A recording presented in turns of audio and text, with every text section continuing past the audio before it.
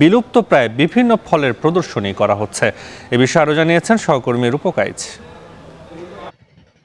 আমি এখন আছি মাগুরা কৃষি সম্প্রসারণ অধিদপ্তরের কার্যালয়ের এই চত্বরে। এই ফল মেলায় আমরা জানতে পেরেছি যে 46টি দেশি জাতের ফল এখানে প্রদর্শনী করা হচ্ছে। বেশ কিছু নতুন নতুন জাতের ফল এখানে পাওয়া গেছে, যেমন অ্যাভোকাডো, ননি ফ্রুট জাতীয় বেশ কিছু ফল, যেগুলো সাধারণত আমাদের এখানে প্রচলন খুব কম। সে ধরনের কিছু ফলও এখানে দেখা গেছে।